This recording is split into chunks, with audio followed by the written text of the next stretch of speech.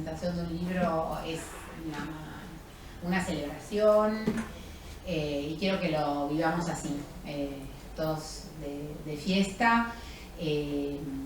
Está Graciela. ¿Dónde está Graciela? Graciela, agradezco mucho su presencia. Graciela Escarlato es la directora de la editorial Diotima, que publica este libro y también publicó Un sol que me disuelva, mi otra novela. Así que, bueno, muy contenta con la oportunidad, primero, de la publicación y con su presencia en Mi Hablar. Les agradezco a todos son amigos, agradezco a mi familia que me apoya siempre, a Eduardo, a mi superhéroe de DC, y Shirley y Marvel, Augusto también. Agradezco, estoy muy contenta con estar acá, esta librería Verne, acá el cobijo de este mural Julio Verniano me inspira. No es relajado, porque tanto los dueños de esta librería como la gente que trabaja, como Ana o los concurrentes que dan talleres y son todos compañeros, es gente que admiro mucho. Entonces me levantan un poco la vara, me ponen presión, pero por eso es que estoy tan contenta de estar acá.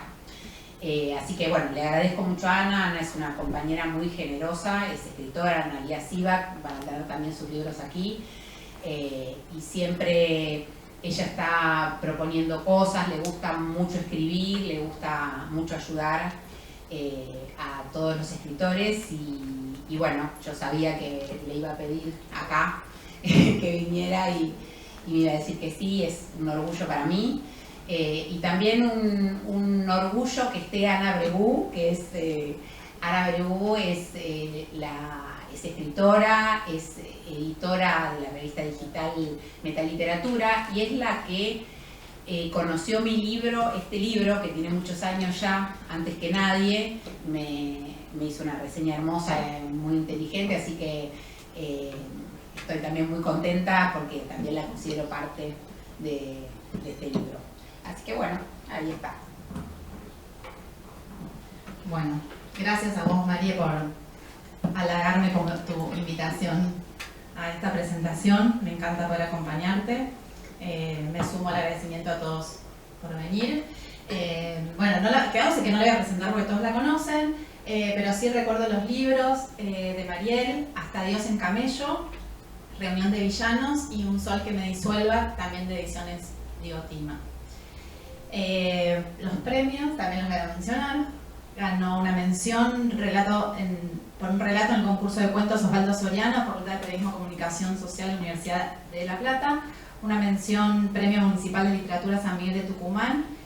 Y ganó con este libro el Concurso Nacional de Narrativa Adolfo Bioy Casares en 2011, que después vamos a hablar de este concurso, este premio y por qué ahora vuelve a aparecer el libro. Con un jurado de lujo, con Leopoldo Brizuela, Félix Rusone y Marcela Sola. La idea de hoy es, primero yo les voy a leer un texto muy cortito sobre lo que pienso del libro. Si alguno ya lo leyó, después me gustaría que digan si están de acuerdo o no, porque no es un halago, es una opinión crítica del libro. Después le voy a hacer unas preguntas a Mariel. Después abrimos si alguno de ustedes quiere hacer preguntas también y vamos a terminar con la lectura de una parte de los cuentos. Entonces arranco con mi interpretación del Felpudo. A ver qué opinás. Bueno, este es un libro que habla sobre los cambios. Son dos cuentos de diferentes temas, diferentes personajes. Yo creo que habla sobre los cambios y después te voy a preguntar si estás de acuerdo. Y me pareció un tema muy interesante porque dije, por un lado, ¿cuánto cambiamos nosotros? Y se los pregunto. Y en realidad cambiamos mucho, pero también me quedé pensando que cambiamos muy poco a lo largo de nuestras vidas. Entonces, planteo que piensen si ustedes cambiaron en un momento en sus vidas. Los personajes en estos cuentos cambian todos y de manera radical. Las historias ocurren en un pasado apenas reciente. También podrían ocurrir hoy, en lugares que no se especifican, pero que como lectores sentimos que los conocemos. Y los conocemos muy bien porque Mariel se toma el trabajo de escribir pequeños detalles que nos acercan. Mariel es especialista en los detalles, es decir, nos plantea escenarios que podrían ser los nuestros, amables y conocidos. Leemos y sentimos que estamos cerca de Puig, por ejemplo, con diálogos donde al escuchar vemos a los personajes y sentimos que los conocemos o que conocimos a alguien exactamente así.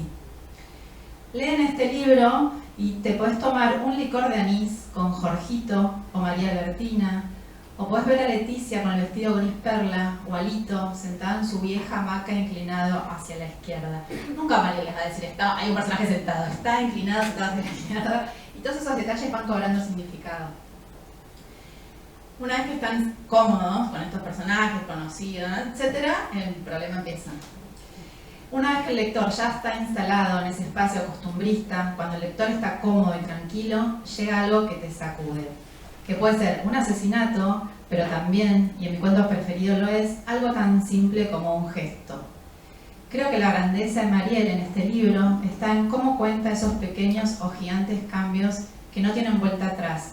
Son cambios que en todos los casos implican un crecimiento. Dejar de odiar en el cuento de Dominga, empezar a odiar en Mi prima Lucy, donde hay una proeza literaria tan difícil como contar la propia muerte, en primera persona además. En Cena de chicas, el cambio está en la posibilidad de actuar distinto al reconocer lo que no se quería decir. En Insomnio, la metamorfosis de un médico hacia la enfermedad que pretendía curar o atender.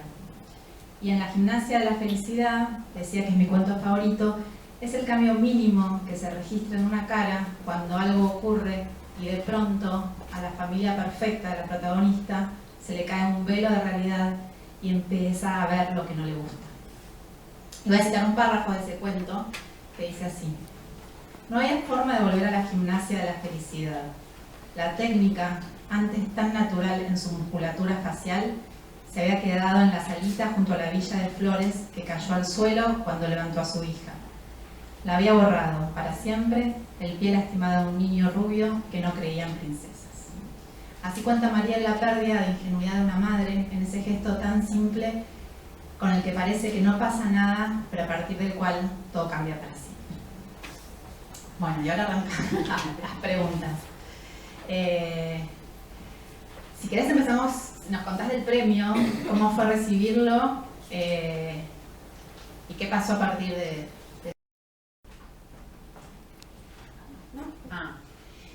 Bueno, primero, La gimnasia de la felicidad es el cuento preferido de Augusto, así que tiene el mismo. Me sorprendió, por eso lo comento. Qué bueno que tu hijo te lea. Sí, sí. Lo mando un poco corregido, o sea, está medio, como digo, fíjate la puntuación y todo eso. Me leo obligado, la verdad, pero después me comenta estas cosas. Sí, a mí yo una de las ideas de reeditar este libro fue que fue un premio nacional, mi primer premio cuando empecé a escribir, y el premio más importante porque fue la edición del libro. Fue un día como muy mágico la recepción del premio. Primero que tenía un jurado como Leopoldo Brizuela que falleció hace unos años, pero que es un gran escritor, Félix Brusone y Marcela Solá, que me dieron esa idea, me abrieron la posibilidad de que alguien me iba a leer y que yo podía escribir y que podía ser bien recibido una escritura mía. Este libro está con correcciones gramaticales, está sin edición porque eran unos cuentos que yo escribía y que mandé un premio. Con lo cual está esa cosa medio pura, ¿no? Medio salvaje de cuando uno empieza a escribir, que tiene esas cosas en la cabeza que lo habitan. Claro, pero esas versiones largas, esas cosas que uno, que también marcan a mi forma de ser y a mi libertad también, ¿no? Porque uno a veces, después con los años, adquiere esa cosa de pensar, a ver qué va a quedar bien o no. Entonces esto era muy puro así, muy... con la libertad de las cosas que yo quería decir. Ese día fue muy especial porque, está Ivana, que iba en el auto atrás, íbamos a recibirlo a Las Flores. Era un premio de la Municipalidad de Las Flores, que queda a unos 160 kilómetros de Buenos Aires. Un día de lluvia, un espanto, que nos costó un montón llegar. Entonces llegamos al Palacio Municipal de Las Flores, que es lo más cerca que voy a estar de la sala de conciertos de Estocolmo, porque es un lugar así enorme, un palacio del principio del siglo XX. Y después había como una invitación a una parrilla del lugar, con todos, había un premio de poesía también, entonces eran todos los juegos de poesía, la ganadora de poesía, y nosotros. Entonces, bueno, los de narrativa hicimos como una especie de rancho aparte, entonces nos sentamos los 3 jurados con los 2 seleccionadores. Todos los premios, les cuento a los que no saben, cuando hay un premio hay gente que lee y que selecciona lo que le va a dar a leer al jurado, ¿no? Eran 2 muchachos también, de letras y alguno era escritor. Entonces, fue una cena que yo tuve la percepción de que no quería que terminara, así como de vivir un momento que quería que durara para siempre. ¿Hubo alguna anécdota personal? ¿Hubo alguna referencia, bueno, qué fue de la vida de o no? Pero lo que más me llamó la atención es que fueron 2 horas de hablar de libros. Libros. Y para mí eso era fantástico porque no era un ambiente en el que yo estuviera. Inclusive Marcela Solá estaba preparando una charla del Facundo, de la Asociación Sarmientina, entonces fue todo un debate y la verdad que, bueno, nada, mágico. Y en un momento también, cuando Leopoldo me dice, bueno, pásame tu mail, bueno, yo nada, feliz, y tenía como esa idea de que bueno, que iba a ser algo que no era tan fácil de repetir, ¿no? Por todas las circunstancias. Inclusive, un par de años después, Leopoldo Brizuela, que es un gran escritor, que recomiendo muchísimo, gana el premio Alfaguara. Y esa novela dice que el personaje era jurado en un concurso literario y fue a Las Flores un día de lluvia. Así que son todas señales de las cuales, me quedó ese día con mucho impacto. Y por eso también un poco no quería que se perdiera, son premios ¿No que... se publicó en ese momento? Sí, se publicó, okay. Pero el premio consistía en darte los libros. Yo tuve un tema con la distribución que siempre es medio complicada, así que después el libro empezó a no conseguirse. Okay. Así que ese es un poco el motivo del cual siempre me quedó con la idea de que si hubiera tenido la oportunidad lo quería volver a tener, porque siempre pasa con los libros, uno tiene esa ilusión de trascendencia, de que van a quedar, y es verdad, uno en el futuro no lo sabe. Entonces también está bueno, como decimos siempre, Ana, si no te van a leer, pero si tenés el libro, tenés una posibilidad de que te lean. Eso es una conversación que tenemos con Ana siempre, con respecto a publicar o no publicar. Buenísimo. Bueno, y ahí apareció Graciela con Diotima, que dijo, bueno, vamos a hacer que todos lo tengan y todos lo lean. ¿Y qué significa este libro para vos en relación a los otros? Tenés una novela previa, los otros no sé si son cuentos o novela, pero como que uno a veces quiere más a uno, menos. ¿Qué significa en relación a tus otros libros este libro? Bueno, eso, el primero, el de mi escritura como más salvaje, es ese menos pensado, y además yo creo que cuando uno empieza a escribir, empiezan esos temas que uno tiene en la cabeza que después se agotan, entonces, pero que uno va llevando durante toda la vida. Eso que vos me decías de los cambios, este libro es un juego entre los cambios y es un poco así, a lo mejor estridente, entre lo cotidiano, la literatura y la realidad y el presente y el pasado, ¿no? Siempre hay un evento que trae de nuevo al pasado. Sí. Y ese pasado no se termina de resolver, y es un pasado con circunstancias bastante comunes, ¿no? Eso que vos decís que todo el mundo lee cada personaje y le ha pasado lo mismo siempre, varias veces. Entonces, ese pasado que vuelve a veces de manera muy dramática, esas vidas que se juntan, esas vidas distintas, que a veces un suceso... Yo tengo una cuestión también con el azar, y el tema de cómo, un minuto, una circunstancia, Y eso está siempre también mucho en mi escritura, esa cuestión de que como un evento azaroso nos cambia, o inclusive ese pasado no se termina de superar. Estaba hablando con Ana que le había pedido la reseña que ella me escribió, y hay otra que escribió Julia Milanese, que es una profesora de letras, que no tuve tiempo de subirlas, después ya las voy a subir, pero Julia hablaba de esas psiquis como incompletas, ¿no? Como esa gente que vuelve al pasado pero no termina de resolver las cosas, y ese pasado vuelve de manera muchas veces cruel, remitiéndome a tu pregunta de si cambiamos o no, y bueno, es como para pensarlo. Yo muchas veces tiendo a pensar que no, ¿no es cierto? Que esas marcas que nos quedan de repente están dormidas, pero de repente se expresan, y bueno, también es una situación para festejar en las personas que logran cambiar, pero me parece que esas estructuras fijas que quedan en la infancia o mismo en la genética, yo saben que soy muy también de la genética, permanecen ahí, y parece mentira, pero cómo nos condicionan a conductas en el futuro que no podemos controlar.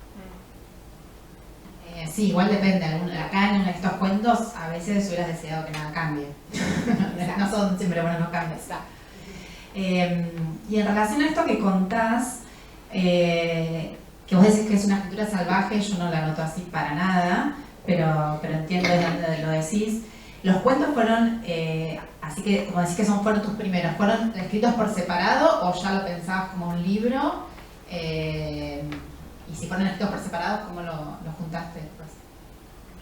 No, fueron por separado porque era para el concurso. Yo empecé a escribir y hay como tres grupos. Está como los que son como médicos, que son Insomnio y el Felpudo, que tiene mucho bagaje. Es más, estos cuentos no sé bien de cuándo son, pero yo empecé a escribir 2008-2009, así que nunca fue nada. Por eso yo digo de salvaje, porque no es una escritura salvaje, pero sí es una escritura que yo no había probado, pero ni un poema a los 15 años tampoco.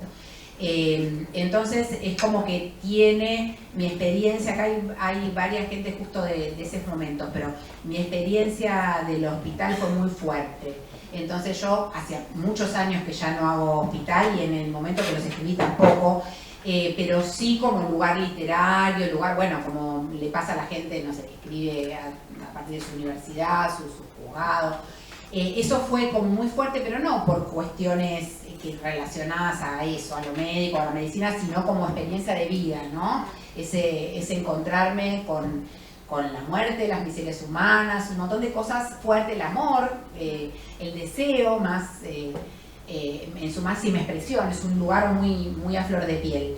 Y eso me llevaba a querer escribir, justamente. Esos son 2 cuentos, después hay 3 cuentos que salieron como juntos, que tienen mucha relación también, que son Gente que sale poco, Mi prima Lucy y Cena con las chicas, que son esas historias así, como hablábamos recién, esos fueron juntos, y después ya La gimnasia de la felicidad y Dominga son como más una etapa posterior, digamos en la escritura primera, ¿no?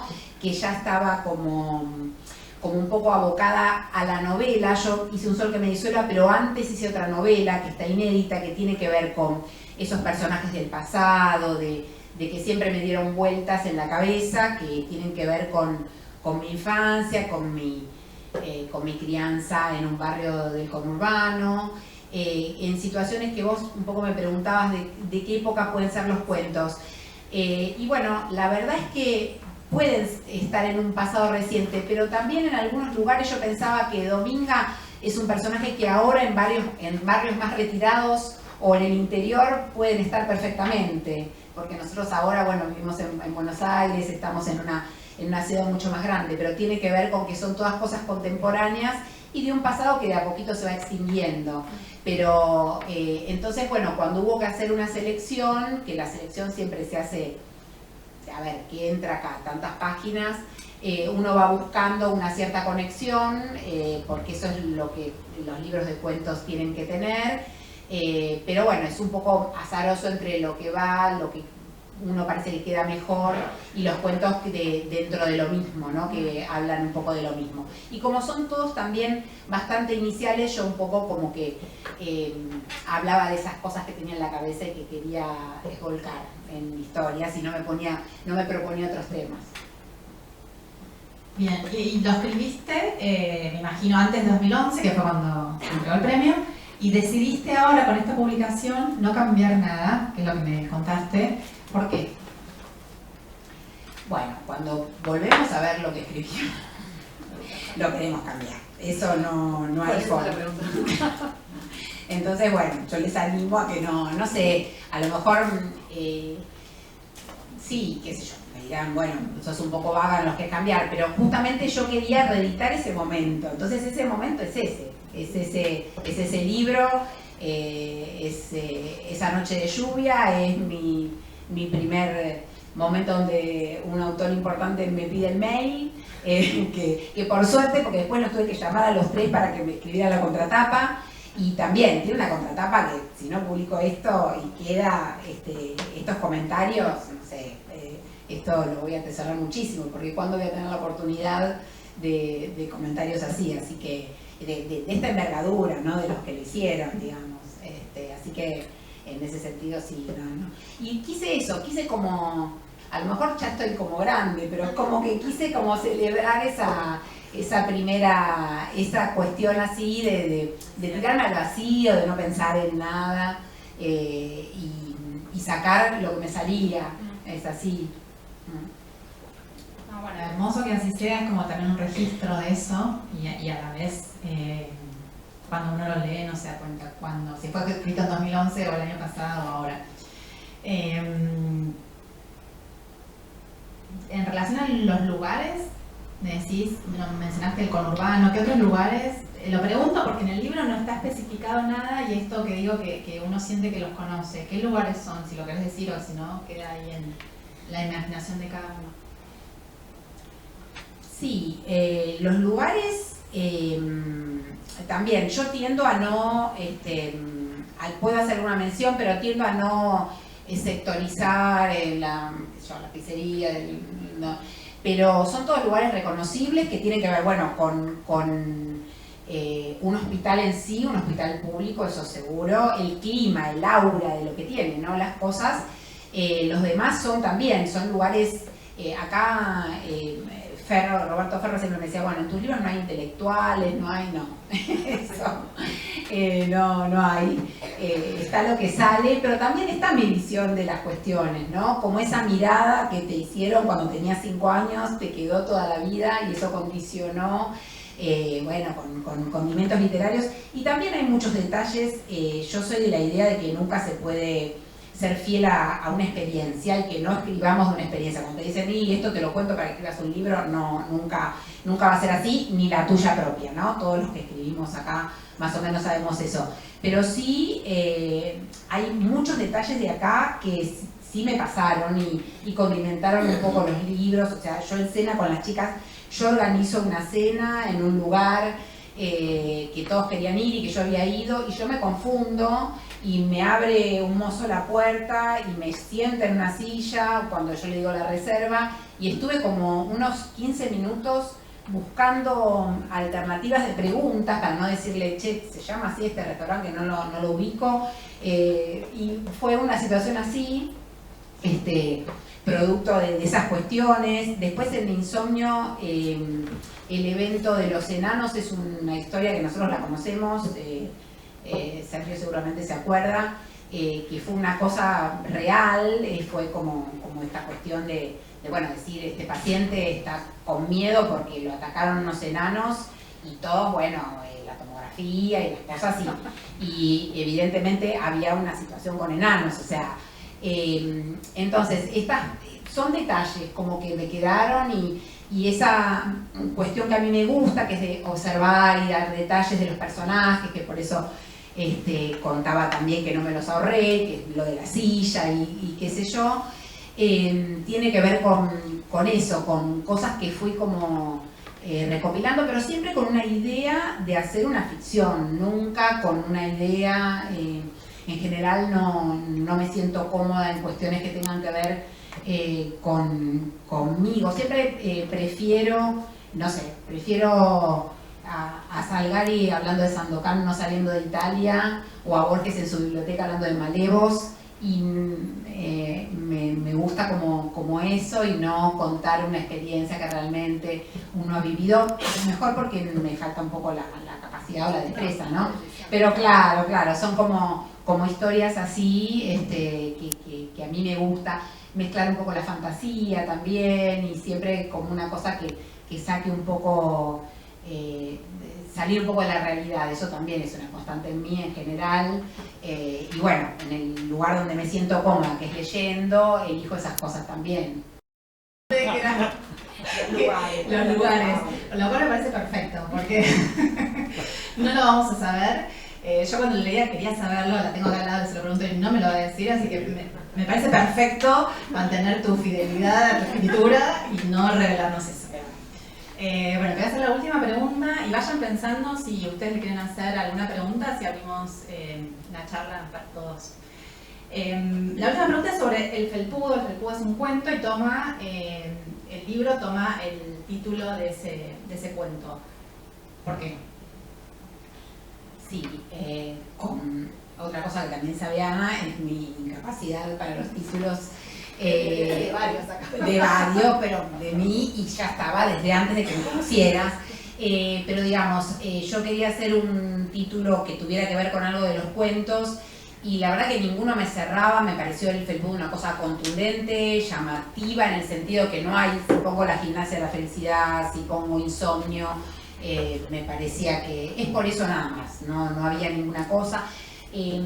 La otra vez una como crítica, me hizo como una entrevista, me dijo, bueno, de ver esa cosa del felpudo que uno pisa y uno hace, bueno, el tema es que también cuando uno es, los críticos literarios engrandecen siempre las lecturas y buscan cosas que a lo mejor uno no ve, y eso me parece muy bueno de resaltar.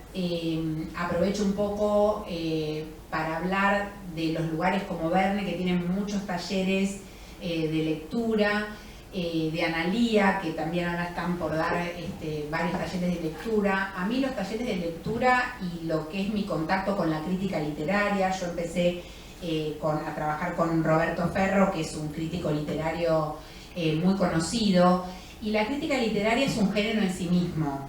Y entonces a veces uno lo puede llegar a minimizar, de pensar, bueno, al final están buscándole la quinta pata a ver qué quiso decir tal autor y tal otra, y es un trabajo muy preciso, es de gente muy preparada, entonces, y enriquece muchísimo los textos y las lecturas.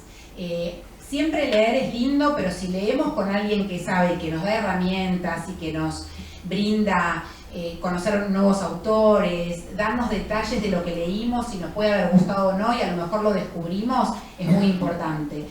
Por eso también, bueno, recomiendo los talleres de Verne, que también es gente preparada, porque ahora también parece como que, no sé, te pones un lindo piercing y podés salir a comentar libros, y está bien, todos nos gusta la imagen y la verdad que la gente desenvuelta la apreciamos y nos entretenemos, pero es lindo ver lo que hay detrás y que haya gente preparada, que estudió un montón para sacar todos esos comentarios con respecto a los libros.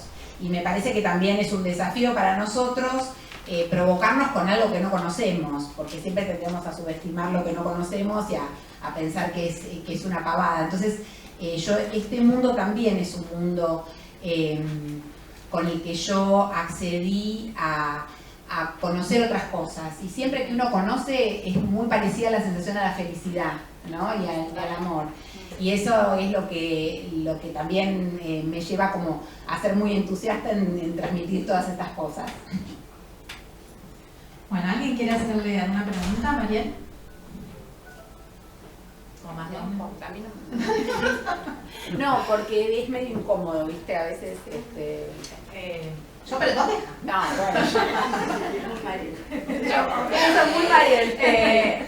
Mirá. ¿Por qué no le contás dónde? Graciela. No. ¿Me escuchan? Sí. Bueno, vos decís, Mariel, que en este libro querías rescatar la frescura de ese momento de escritura que eran tus primeros libros. Pero vos tenés una novela que es Un sol que me disuelva, donde hay 4 personajes, 4 voces, sumamente trabajadas, un libro muy maduro. ¿Cómo ves ese camino de ese momento de frescura a un libro tan pensado, tan corregido, en fin, a un resultado tan diferente? Sí, sí, yo a lo mejor no lo veo tan diferente porque soy yo, no sé, lo que sí es que sí fui, esto por eso digo, lo de la frescura tiene que ver con esas cosas, escribir algo y que un corrector le ponga los puntos y las comas y nada más, y a lo mejor releerlo y sacarle alguna palabra. Lo otro fueron años de preparación. Yo, Un sol que me disuelva, que está también en Verne, lo trabajé en el taller con Gonzalo Garcés y con Maxi Tomás, que estuve promocionando mucho Verne y justo llegaste después, pero hablé muy bien. Un poco comentaba esta cosa de que en los momentos actuales donde cualquiera habla de lo que tiene que hablar, porque se pone un piercing, porque se pone un sombrero, acaba de encontrar gente preparada para hablar de libros, y eso es muy importante resaltarlo. Entonces, la otra novela fue también un desafío. Yo terminé estos cuentos y en realidad fue Roberto el que me dijo, bueno, tenés que escribir una novela. Y yo dije, no, una novela es muy larga, qué sé yo.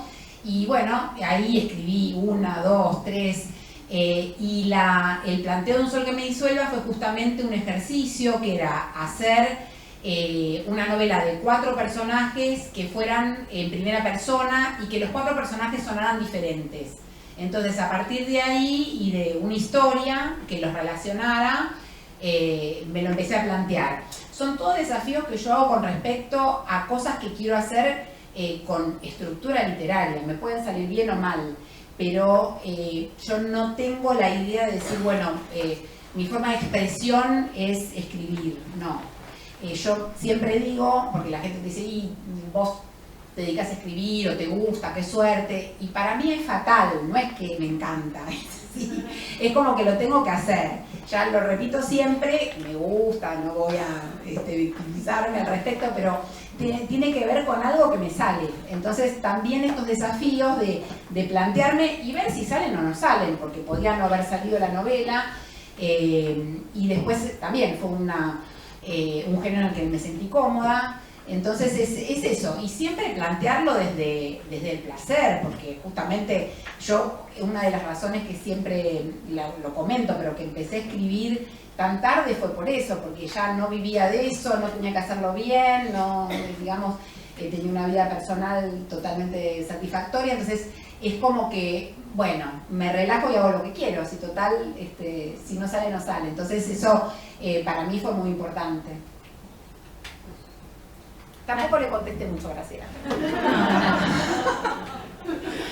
¿Alguien más quiere hacer una pregunta? Aunque Mariel no quiera. No, bueno, entonces, ¿lees una partecita del último cuento? Sí, gracias.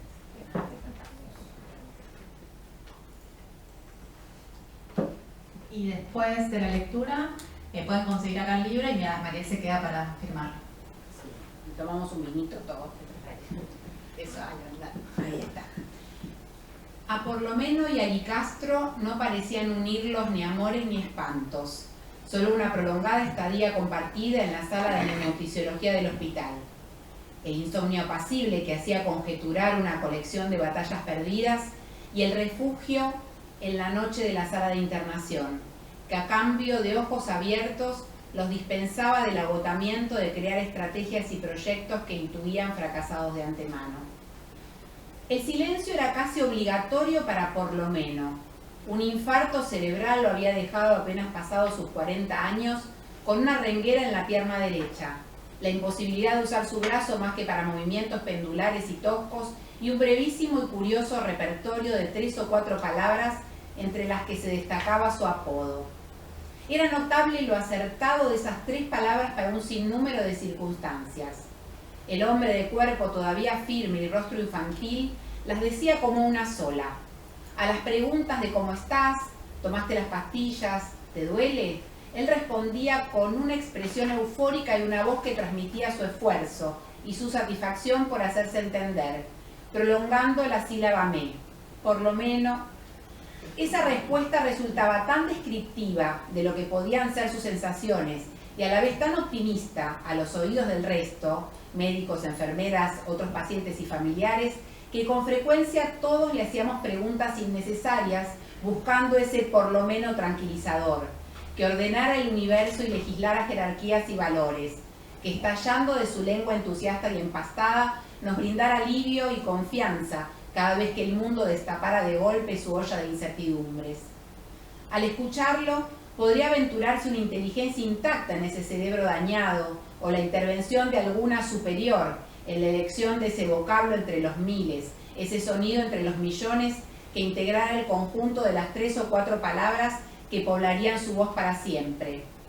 Claro que cuando se lo oía responder, por lo menos, con igual énfasis y exacta inflexión, a interrogantes como ¿de qué cuadro sos? O ¿querés flan o gelatina?, uno se desplomaba con ruido desde las alturas esperanzadoras de las fuerzas divinas a los dominios de las concretas y puntiagudas neuronas muertas en su cerebro. Hacia la ventana y del lado de enfrente estaba Licastro, el torso siempre vertical y el resto del cuerpo que se fundía con la cama. Como un centauro con extremidades de hierro, no podía distinguirse si lo que se movía eran sus piernas inútiles o las patas de la cama, si se adelantaban las unas o las otras a alcanzar la comida, o retrocedían ante la entrada del enfermero que agitaba ampulosamente una jeringa. Era pequeño, moreno, de calva lustrosa y mirada perdida. Había llegado demasiado, famélico, un esqueleto cuyas únicas e inequívocas señales de vida eran la boca cerrada y tensa y los ojos abiertos, que aunque no vieran, miraban. Los cuidados hospitalarios, mezquinos y rudos para algunos, habían sido salvadores para Licastro, que agradecía con una mansedumbre genuina, voluntaria, carente por completo de resignación o suspicacia. Hubiera podido, como tantos otros, ocultar su resentimiento, consciente de que la debilidad flaquea las posibilidades de reivindicación, disfrazar el rencor por verse disminuido, inclusive entregar sin resistencia la esperanza, antes de que la tortura silenciosa del abandono o la curación imposible se la llevara por la fuerza. Sin embargo, desconociendo a quiénes y para qué, él agradecía con su delicada mesura y con esa mirada que ahora, además de mirar, veía. No sé si por la imprecisión natural de las medidas en lo que se refiere a cuestiones de naturaleza cualitativa o por falta de perspicacia, yo no podría precisar cuándo empezaron a manifestarse los cambios. Eran cuestiones mínimas, atribuibles sin esfuerzo a la casualidad, que solo retrospectivamente podrían dar lugar a algún indicio de lo que sucedería después. Las largas horas de forzar mis recuerdos de esos días, agudizando, exprimiendo y aún ornamentando el repaso de cada detalle, así como también mis cavilaciones, buscando motivos, sumando cómplices imposibles, en fin, adoptando hipótesis fuera de toda lógica, me apuntan como dato saliente la aparición de un matiz sombrío apenas perceptible en la expresión de usual mansedumbre de Licastro, cierta rigidez en la boca, una distracción inhabitual desde que conformó ese monumento ecuestre con los hierros desventijados de su cama, meses atrás, a poco de su ingreso a causa de una fuerte caída. De por lo menos podría advertirse una escucha más atenta a las recorridas de los médicos, esta vez sin el objetivo de reconfortar su ávido espíritu de niño huérfano con el guiño o sonrisa de alguno de los participantes. Había en él un interés legítimo de lo que llegaba a sus oídos, que se extendía a las conversaciones de enfermeros, personal de limpieza y encargados de mantenimiento, como buscando en los demás, poseedores de las miles de palabras exiliadas para siempre de su cabeza, una frase que a modo de sortilegio le permitiera traducir sus sensaciones de pesadumbre y así acceder a librarse de ellas. Para prescindir de supuestos, que bien pueden atribuirse a mis noches en vela, a la conciencia del irremediable y a la juventud mía de entonces, que con ingenuidad abogaba por descubrir la trascendencia en las cosas pequeñas y azarosas, puedo determinar el origen de todo en la complicación que sufrió Licastro. Llegué esa mañana con unos minutos de retraso, apoyé con más falta de fuerza que descuido el bolso que cobijaba la totalidad de mis pertenencias a la fecha y me despatarré en el pedazo libre del banco sin respaldo del cuarto de residentes. Se comentaba la descompensación psiquiátrica de un paciente. Con movimiento frenético, sudoroso y a los gritos, deliraba diciendo haber recibido la noche anterior la visita de peligrosos enanos. Su examen neurológico era normal, no tenía signos de infección, aunque estaban pendientes los cultivos de sangre y orina que esperaban entregarse a bacteriología en horarios más amables que los de la madrugada cuando fueron recogidos. Su estado metabólico era adecuado, incluyendo el análisis de sangre arterial. El paciente sabía la fecha, dónde estaba, quién era él, quién era el presidente de la República, pero cuando se le preguntaba acerca de los enanos, presentaba violentos episodios de excitación, por lo que hubo que atarlo a la cama para evitar que tironeara hasta arrancarse el suero recién colocado. Quedaba pendiente dentro del plan de diagnóstico efectuar una tomografía de cerebro para descartar hemorragias o tumores. Como el aparato del hospital estaba roto, se había pedido la derivación a otro centro. Vendría una ambulancia con médico propio para acompañar al paciente, ya que yo era el único médico que quedaba de guardia para todo el pabellón. Cuando se comentaron las posibilidades etiológicas de lo sucedido, pregunté por alguna caída que hubiera pasado desapercibida. Una de mis compañeras me amonestó displicente. Licastro, si se cae, no se puede volver a acostar por su cuenta. Recién entonces supe de cuál paciente estaban hablando aquella mañana y me sentí un estúpido al haber puesto en evidencia mi llegada tarde. A brindar.